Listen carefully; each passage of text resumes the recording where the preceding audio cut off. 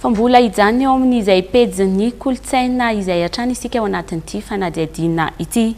Rampitso ny ankalazana ny taom-baovao malagasy. Amin'ity androany ity araka izany ny tsy mandrimandry sy ny fandrehitana ny afo-tsy maty izay tokony hanana ny tokantrano tsirairay. Raha ny eto Antananarivo dia toerana maro no ahitana ny etsika fankalazana izany. Isy ny etsy Ambohidrabibo nanomboka tamin'ity androany ity ary mbola hitohy hatramin'ny Rampitso amin'izay fankalazana ny taom-baovao malagasy izay.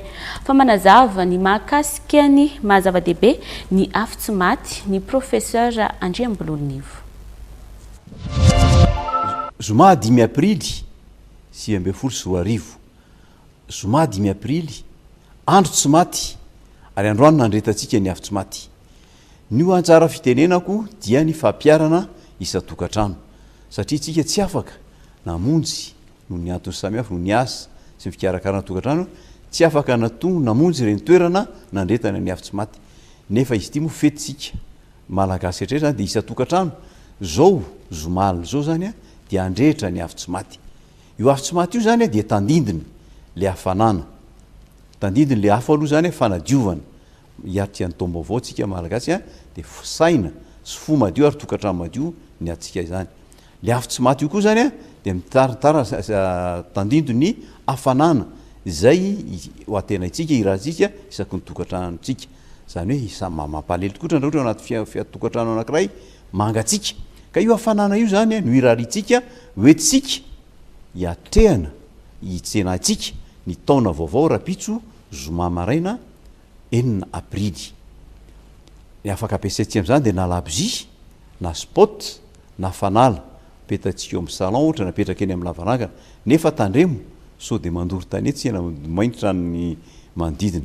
Rampitso vao maraina zoma sabotsy 9 aprily dia ny ray aman-dreny isa-tokantrano dadabe zany na nenibe na idada na imama na izoky dia hitsodrano hanao fafirano hitsodrano ho an'ny ankohonana isa-tokantrano zany hoe irary soa sy ny tsara hitondra hitobaka ho an'ny fianakaviana mandritry ny taona ho itsana vaovao ary koa ho an'ny firenena.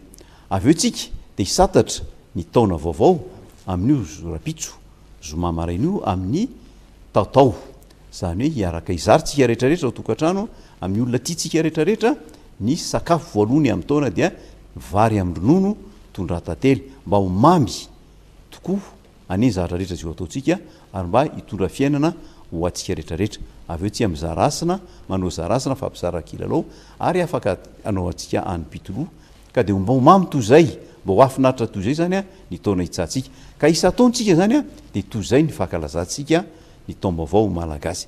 Tsika tsy afaka hamonjy ny toerana iraritsika zay nefa tsika tsy afaka hamonjy ny toerana fankalazana nefa isa-tokantrano zany dia zay no ataontsika zany afo-tsy maty jiro na fanala rehetra mandram-paraina ny andro meloa ny alina meloa ny taom-baovao malagasy ary ny taom-baovao malagasy sataritsika mitsodrano fafirano ny tatao vary amin'ny ronono tondratantely zarasana dia faly miarabantsika rehetrarehetra tompo samotratrany taona vaovao 2024.